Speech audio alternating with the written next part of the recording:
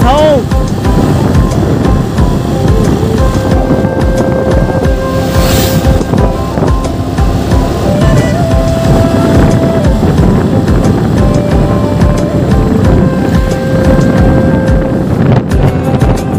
Hello and नमस्ते, welcome back to my YouTube channel. आज चाहिँ हामी मेरो बुढी अनि मेरो छोरा भाले लिएर चाहिँ मन्दिरमा पूजा गर्न आएका छौँ। हामी चाहिँ अहिले हल्ला नगर्न, के परिरहेको छ खै देखा त? तास छैन, यो पोकेमोन हो। यो दाङको एकदमै प्रसिद्ध मन्दिर बाह्रकुने दमा आएका छौँ। यहाँ चाहिँ आज हामीले चाहिँ पूजा आजा गर्नेछौँ। अनि ल छिटो छिटो छिटो छिटो गरेर अहिले टाइम मिल्दैन फेरि अहिले।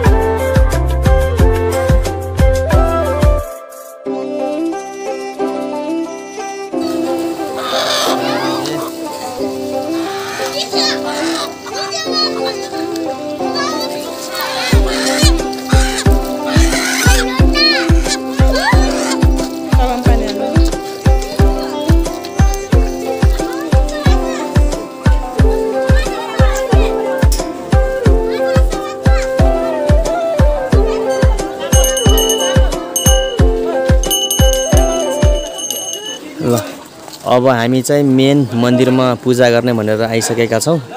भित्र चाहिँ एउटा दाइ चाहिँ अब देउता चढेको अवस्थामा कामिरहनु भएको छ। उहाँको पालो सकेपछि हाम्रो पालो आउँछ।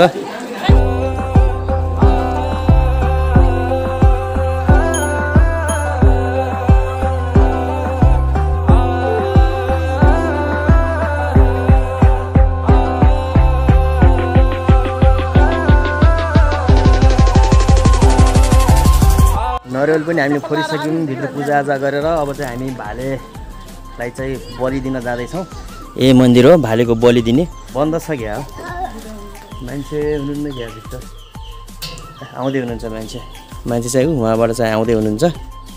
अनि हाम्रो चाहिँ भेडा साँडा र भाले बलि यानमा बलि दिने भनेर यहाँ लेखा रहेछ। बलि दिने ठाउँ चाहिँ यही रहेछ।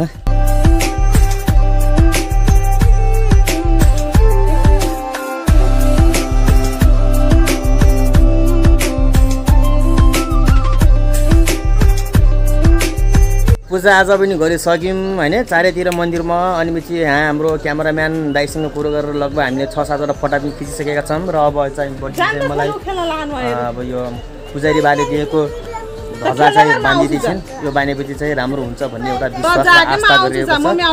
अनि जा कि जा हामी आउँछौँ, जा सकियो कि अब यति बाँध्न दियो, त्यसपछि हामी जान्छौँ है। बाँधिसकियो।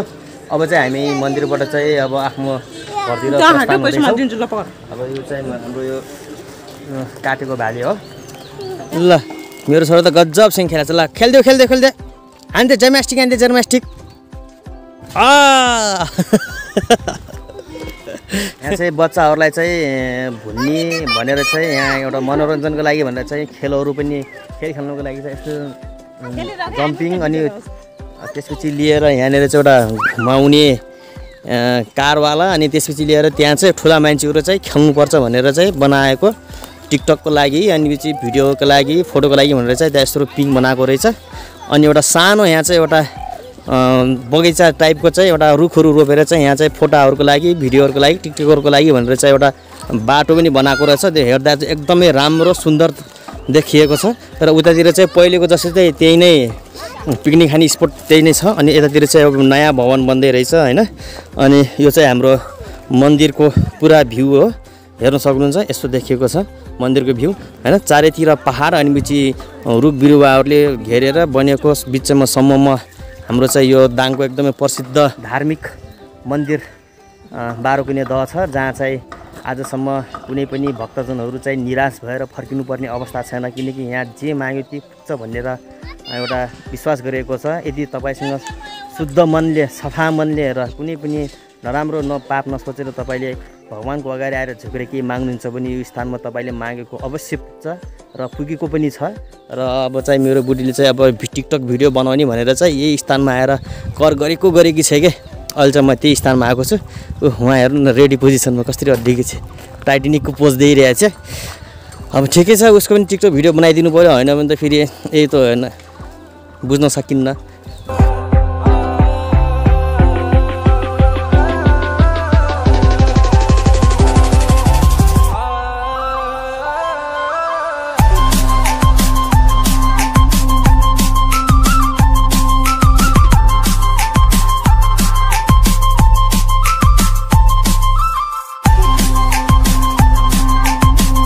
साथीहरू टिकटक पनि बनाइसक्यौँ। त्यसपछि अब हामी चाहिँ अब आफ्नो घरतिर लाग्दैछौँ। अब धार्मिक स्थल जस्तो ठाउँमा चाहिँ आएर पूजाआजा पनि गर्नुपर्छ कहिलेकाहीँ। यदि तपाईँहरूलाई कुनै किसिमको समस्या छ, होइन, तपाईँहरूको कुनै किसिमको काम बनिरहेको छैन, तपाईँलाई चाहिँ हरेक चिजमा चाहिँ तपाईँको कामहरू रोकिरहेको छ भने, यदि तपाईँहरूसँग विश्वास छ भने एकपटक यो 12 कुने दहमा अवश्य आउनु होला।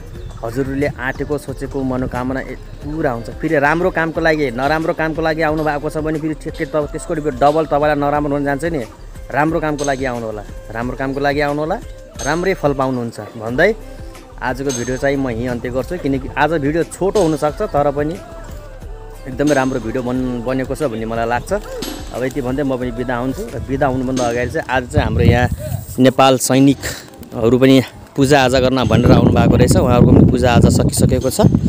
अब यति भन्दै पनि बिदा हुन्छु।